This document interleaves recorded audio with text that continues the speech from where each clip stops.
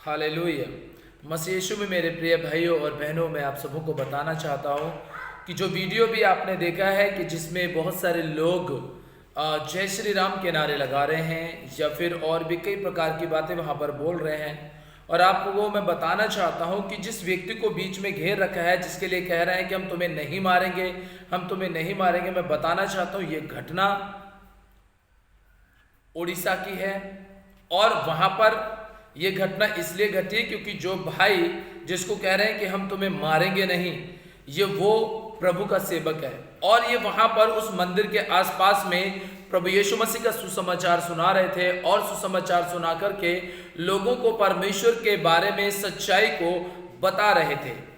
इतने में ही अचानक से कुछ लोग आ जाते हैं और आकर के उनको ऊपर कई प्रकार की बदतमीजी करने लगते हैं, उनको कॉलर पकड़ लेते हैं, उनको मारने की कोशिश करते हैं, और उनको वह उस मंदिर के अंदर जबरदस्ती लेकर के जाते हैं ताकि वो पूरी तरीके से हिंदू रीति रिवाज के साथ में उस प्रभु के सेवक का अपने धर्म में वापसी कर सकें।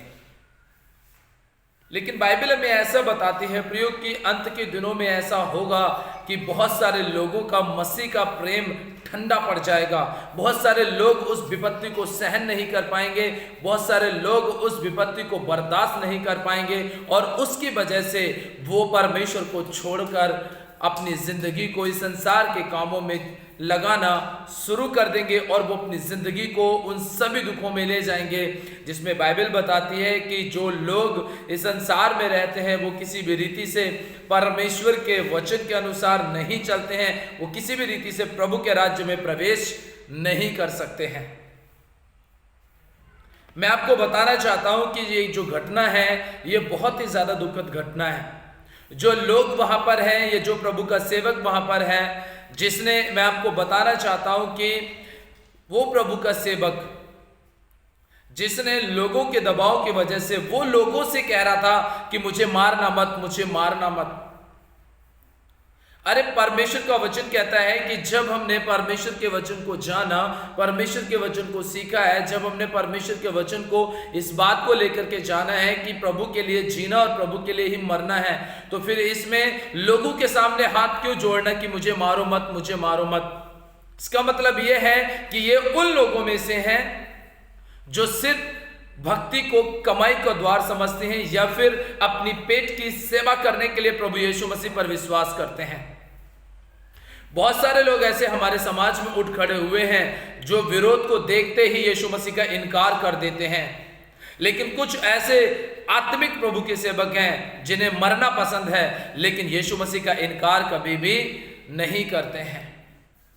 यहां पर आपने इस वीडियो में देखा है कि बहुत सारे लोग खड़े हो जाते हैं और वो उससे कहते भी हैं, वो रिक्वेस्ट करता है कि मारना मत, तो दूसरे अन्य जाति लोग भी इस बात को कहते हैं कि ठीक है हम तुम्हें मारेंगे नहीं, लेकिन जैसा हम कह रहे हैं वैसा तुम्हें करना पड़ेगा।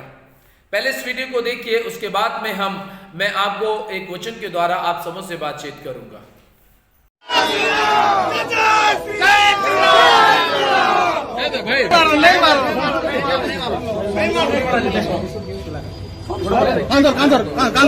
श्रीराम समिति नवमी समस्त मोर नमस्कार।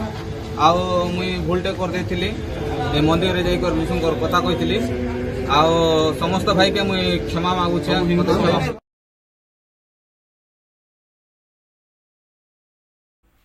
हालेलुया। प्रियो, आपने इस वीडियो का पूरा भाग देखा है, जबकि मैंने बहुत कम शॉर्ट इस भाग को आप तक पहुंचाया है, इस वीडियो को पहुंचाया है। तो मैं आपको बताना चाहता हूं कि यहां पर जो कुछ लोग हैं वो इस तरीके से उस प्रभु के सेवक के साथ में जबरदस्ती करते हैं और उसको अपने धर्म के हिसाब से, अपने रीति रिवाज के हिसाब से चलाने के लिए तैयार कर लेते हैं। लेकिन सोचने वाली बात है प्रियो कि अगर ऐसे प्रभु के सेवक परमेश्वर की सेवा करने के लिए अगर खड़े होंगे तो किस तरीके से जो प्रभु के नाम को महिमा मिल रही है, लोगों के मरने से या दुख उठाने से, जेल में जाने से, लोग उन सब बातों को भूल करके, उन सब बातों को कथा कहानियों की तरह सोच विचार करके छोड़ देंगे। इस भाई ने पूरी तरीके से क्या किया, उसे मार ना पड़ जाए या उसे थप्पड़ ना पड़ जाए, उसे विरोध का सामना ना करना पड़े, उसने क्या किया, हाथ जोड़ करके नमस्कार किया और जो जो चीजें उन्होंने बोली वो चीज उन्होंने उनके रीति रिवाज के हिसाब से किया। और आपने देखा होगा कि उसके गले में पूरी तरीके से भगवा कपड़ा भी पहनाया गया और उसको उन सब बातों के अनुसार चलना सिखाया गया जैसे कि वो दूसरे लोग चलते हैं। तो ऐसे लोग अगर परमेश्वर के साथ चलेंगे तो कैसे लोग उद्धार पाएंगे? जो खुद अपने आप को नहीं बचा सकते तो वो दूसरी मरती हुई आत्माओं को कैसे जीतकर स्वर्ग में लेकर के जा सकते हैं? वो कैसे कह सकते हैं कि प्रभु जो मजदूरी आपने मुझे दी है वो मजदूरी मैंने पूरी कर ली है, जो काम आपने मुझे दिया है वो काम मैंने पूरा कर लिया? कब कहेंगे? ऐसे लोगों की वजह से ही आज मसीह समाज बदनामी की ओर बढ़ रहा है, क्योंकि बहुत सारे लोग हैं इन सब बातों के विषय में विचार नहीं करते और सोचते नहीं हैं और अपनी जिंदगी को दूसरे लोगों के हाथों में करके और पूरी तरीके से परमेश्वर के वचन से अलग हो जाते हैं। प्रियो, मैं बताना चाहता हूं आपको, बाइबल हमें ऐसा बताती है और भारत का संविधान भी हमें ऐसा बताता है। जब हम संविधान में अनुच्छेद 25, 26, 27, 28 तक जब हम पढ़ते हैं, वहां पे लिखा है कि हर एक जाति का व्यक्ति अपने धर्म का, अपनी पवित्र पुस्तक का, अपने पवित्र ग्रंथ का वो प्रचार खुलेआम भी कर सकता है, एक बंद कमरे में भी कर सकता है, वो रास्ते पे भी कर सकता है, वो रेलवे स्टेशन पर भी कर सकता है, वो कहीं पर किसी भी चौराहे पर कर सकता है, वो बस स्टेशन पर कर सकता है, वो एयरपोर्ट पर कर सकता है। हर एक जन अपने अपने पवित्र पुस्तक का प्रचार कहीं भी कर सकता है। ये हमें हमारे भारत देश के संविधान में हमें देखने को मिलता है। और उसी के साथ साथ में हमें इस बात के ऊपर भी विचार करना चाहिए कि बाइबल हमें ऐसा बताती है, मत्ती रचित सुसमाचार जब हम 28 अध्याय पढ़ते हैं तो उसके 19 वचन में ऐसा लिखा है, इसलिए तुम जाओ सब जातियों के लोगों को चेला बनाओ और उन्हें पिता, पुत्र और पवित्र आत्मा के नाम से बपतिस्मा दो और उन्हें सब बातें जो मैंने तुम्हें आज्ञा दी हैं मानना सिखाओ, और देखो मैं जगत के अंत तक सदैव तुम्हारे संग हूं। प्रभु यीशु मसीह ने ये अधिकार दिया है, आज्ञा दी है कि जाओ सारी जाति के लोगों को क्या करो? सुसमाचार प्रचार करो। जब संविधान आज्ञा देता है तो हमें भी और मुझे और आपको भी अपने पवित्र पुस्तक का, अपने पवित्र बाइबल का प्रचार करने का हक अधिकार है। जब हम देखते हैं रास्तों पर लोग चलते हैं, सभी जाति सभी धर्म के लोग अपने हिसाब से रैलियां निकालते हैं। ऐसा तो नहीं है आपने किसी रैली में देखा है कि कोई पवित्र पुस्तक को लेकर के हाथ में जा रहा हो या अपने धर्म ग्रंथ की पुस्तक को लेकर के रास्ते में जा रहा हो और बड़ी शांति पूर्वक वो उसका प्रचार कर रहे हों? ऐसा आपने किसी भी रैली में नहीं देखा होगा। और जबकि जब मसीह लोग किसी भी प्रकार की रैली निकालते हैं तो उनके पास में किसी भी प्रकार का हथियार नहीं होता है, वो सिर्फ पवित्र पुस्तक को, पवित्र बाइबल को हाथ में लेकर के चलते हैं और ऐसे आराधना के जो भजन हैं, आराधना के जो गीत हैं, ऐसी पवित्र पुस्तकों को लेकर के वो चलते हैं, गीत भजन गाते हुए चलते हैं, बड़ी शांतिपूर्वक अपनी रैलियां निकालते हैं। क्यों? क्योंकि हम शांति पूर्वक हम परमेश्वर के वचन का प्रचार करना चाहते हैं, हमें किसी हथियार से कोई लेना देना नहीं है। बाकी के सभी रैलियों में आपने देखा होगा बड़े बड़े हथियार उनके पास में रहते हैं, बड़े बड़े ऐसे खंजर उनके पास में रहते हैं जिसका वो प्रदर्शन लोगों के सामने करना चाहते हैं कि हम किसी से कम नहीं हैं। लेकिन एक मसीह समाज का व्यक्ति वो सिर्फ शांतिपूर्वक परमेश्वर का सुसमाचार सुनाते हुए रैली निकाल लेता है। ऐसे ही प्रियो, इस भाई को इस बात के विषय में सोचना चाहिए था, समझना चाहिए था। और मैं आप सबों से पूछना चाहता हूं, क्या इस भाई ने यीशु मसीह को छोड़कर अच्छा किया कि नहीं किया? आप कमेंट बॉक्स में मुझे जरूर बताएं।